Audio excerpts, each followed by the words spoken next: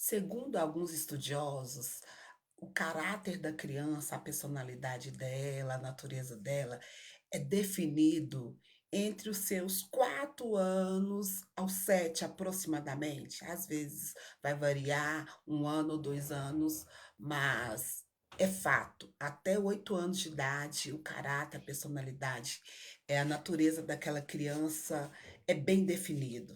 Eu sou mãe de 2 meninas e hoje as 2 na adolescência, mas desde bebezinha novinha, a natureza delas era muito diferente uma da outra, assim, é assustadoramente, uma é oposto à outra. A sua natureza, a sua personalidade.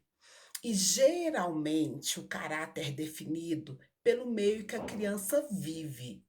Né, os maiores exemplos que ela vai ter e os primeiros educadores que essa criança vai ter é a sua família ou a referência das pessoas que convive com ela no meio ambiente, avô, avó, tio, prima, padrasto, né, as pessoas que convivem ali, madrasta, com aquelas crianças, vai definir o caráter dela. Claro, quando elas estiverem adolescente e adulta, elas pode ter o seu raciocínio próprio e pensar: "Nossa, da forma que eu aprendi não é correto, eu acho que por esse caminho aqui é melhor".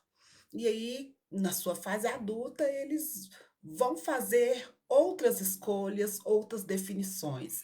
Mas ali, a maioria das coisas que eles aprenderam na sua infância, provavelmente, eles vão carregar isso para o resto da vida.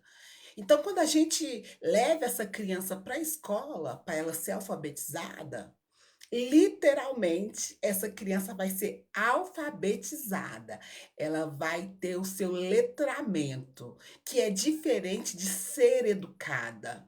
A educação, ela, na realidade, ela é gerada no âmbito familiar que aquela criança vive, né, dos seus princípios morais, né, da sua ética, é criado no âmbito familiar, no âmbito que aquela criança convive, né, ali com os amigos dos amigos, né, amigos do pai, amigo da mãe, com os vizinhos, naquele âmbito que ela convive ali diariamente, principalmente dentro do seu lar, das pessoas que convivem com ela debaixo do mesmo teto, vai formar ali o que aquela criança provavelmente vai ser o resto da vida.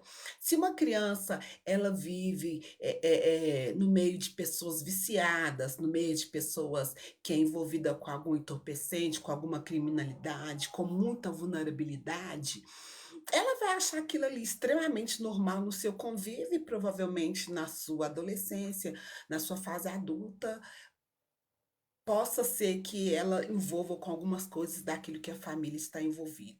Isso aí, aquela convivência dela vai ser tão normal que ela vai reproduzir isso automaticamente. Às vezes até talvez não gostaria de fazer, mas acaba praticando.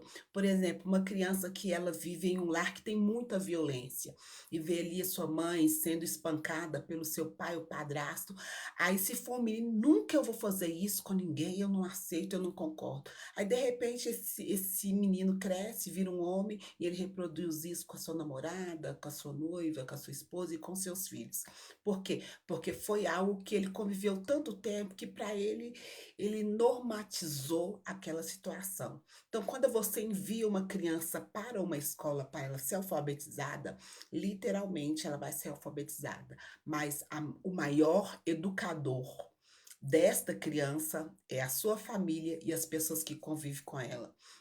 Minha mãe é iletrada, minha mãe ela não sabe ler nem escrever, só que ela foi a minha maior educadora, o meu maior exemplo, e todos os princípios que eu carrego hoje com 44 anos, a minha ética moral, ela é herdada da minha mãe. Sempre me ensinou o que é correto, o que é certo, o que realmente eu deveria fazer.